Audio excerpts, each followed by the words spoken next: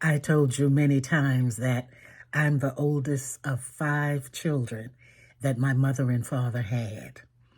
And when my mother and father went to work because they both had to go to work to make enough money to pay their bills and to take care of us 5 children, they would put me in charge. I was in charge because I was the oldest. And you know what? Sometimes those kids would act up. My 2 brothers and 2 sisters, they would act up. Mainly the boys would act up. But my parents had some rules that we had to go by. Number one, we were not supposed to go out of the house under any circumstances. Number two, we were not supposed to answer the door for anybody who may come to the door. I think in those days, children were not supposed to be left home by themselves, but there were a lot of families that had to work. And so the children kind of took care of themselves. Now, my sisters and brothers knew that I was in charge. And of course, I would have to fix their little meals. My mother would always have things together, make sure they had sandwiches, but they were pretty independent. They could make their own sandwiches and make Kool-Aid. That's what we had, Kool-Aid and all of that. Of course, when my mother came home, she would prepare dinner, so I didn't have to worry about preparing dinner unless she knew she was going to be late, and she let me know that, and I was able to make those adjustments. I say all of that to say that I was primed for leadership even in those days without knowing it, because I had to garner the attention of my brothers and sisters. I had to set some goals for them so that they would know that there were certain things we were supposed to do and certain things that they were not supposed to do. And just have an overall calm and peaceful home. Now, during the summers is when I felt it worse because we were there all day without Mama and Daddy. Now, on school days, we would come home from school, so we were not there long after school because we would get home about 3:30 or 4 o'clock. And then about 5 or 5:30, Mama and Daddy came home. See, so we were not there for a long period of time. But still, I had the burden of responsibility. And I'm wondering if anybody out there looking at me right now, listening to me, if you were in my predicament, were you the only oldest child? And were you given the burden of responsibility? When I went to church, I grew up in Trinity AME Zion Church in Washington, D.C.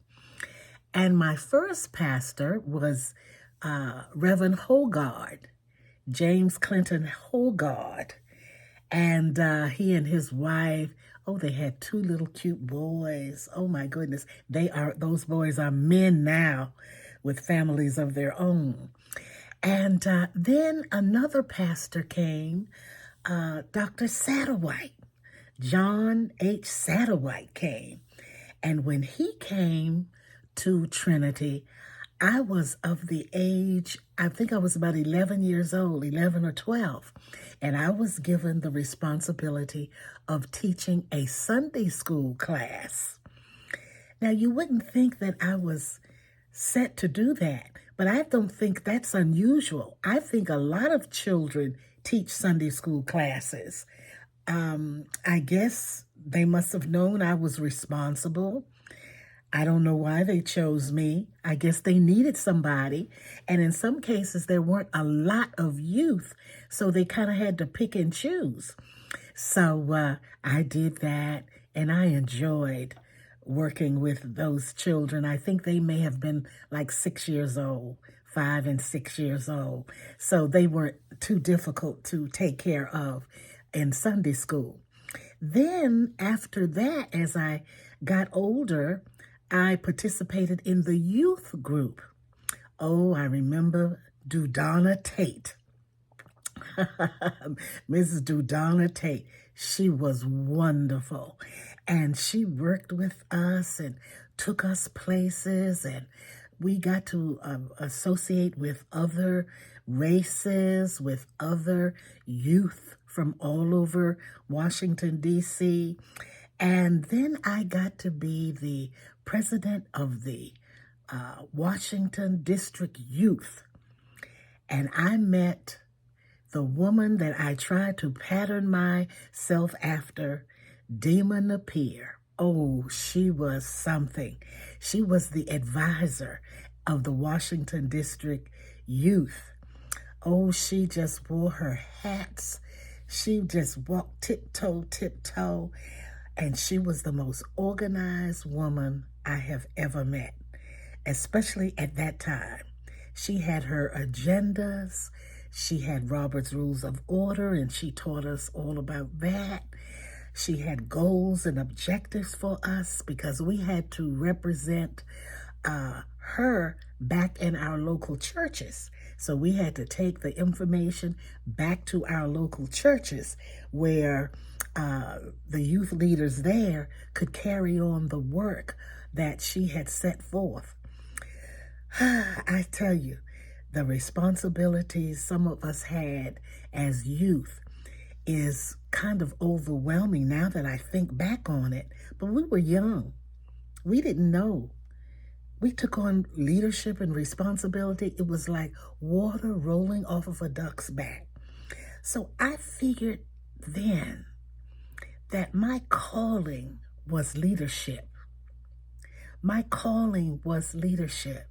Now, I can't say that that was my purpose, but I do think that that was my calling because it was not difficult for me to work within the realm of leadership anywhere I went. And of course, my pastor, Dr. John Satterwhite, is the one who talked my parents into letting me go to Livingstone College. He knew down there that I would have an extension of my leadership, and I did. I was president of the Women's Assembly. I was president of my sorority, Delta Sigma Theta sorority. I was president of this and president of that, and it was so easy for me. That's why I think that's my calling. And since then, after I graduated from college and began to do other things, it always came easy to me. In my career, leadership was always easy for me. Of course, I started off in the classroom. I was first a first grade teacher, then a third grade teacher, then a second grade teacher. All while I was doing that, I was working with the youth in my church. So those were older young people, 15, 16, and 17. So I worked with the younger ones and the older ones. So I did not find it difficult to go between the young and the old. And of course, later on, I worked in my community. I did a lot of volunteerism. Then when I started having children, I participated in the PTA. I don't know. It was my gift, I guess. And some of you did the same thing. I mean, what I did was not unusual at all because you have done the same thing. And of course, as I moved on in my career, continued to work with the church, climbed the ladder of success on my job, did all kinds of things in the community. I would take all day talking to you about what I did as a community activist because I enjoyed that so much. And I lived in a part of town in Washington, D.C. called Anacostia. And there was so much to be done. And I met so many wonderful people there. We had the welfare rights mothers, and it was a time when all kinds of things were going on. That was before the Black Power era. It was in there between that era. And of course, during that era, That was a difficult time, but for leadership, but we persevered because other things came into play in America, and it was just the way things were. But I tell you, as I think back over my life and think about some of the things I've done, I surprise myself and I wonder how I did it. But you know what? That goes to show that we do what we have to do without thinking about it. You do the same thing. You don't think about what you have to do. You just go on and do it. And then later on in life, you say, did I really do that? Was I really responsible for seeing that to fruition? And it's just a wonderful thing. I used to go to so many meetings that my 3 daughters would play meetings rather than playing mothers. You know how children play with dolls and they play going with trying to be the mother and all of that stuff. My girls played meetings, and they had their little briefcase, and they would go to the meetings, and they would sit around playing meeting, and somebody would be in charge, and I want to be the president. I want to be the president. Can you imagine that? So now that I think about it, I'm wondering if I raised them wrong. If I raised them wrong, but they played and they enjoyed it. And quite often, I had to take them with me to meetings. That's why I don't understand when young mothers today say that they cannot participate because they don't have anybody to watch the children. You can take the children with you and keep your eye on the children. And that's how children learn how to act when they go out. If you have to sing in the choir at church, put them on that front row and just keep your eye on them. They'll know what to do. We have to train our children, because if we are in leadership, there are certain things we have to do. We have to take care of the family. You know, it would be terrible to go out, take care of a meeting, be thought of so well in the community and in organizational leadership, and come home and your husband hasn't eaten. You haven't taken care of home. You haven't taken care of the kids. So leadership is expansive. It's multifaceted. And it's something, if you enjoy it, you just have to make sure that home is taken care of.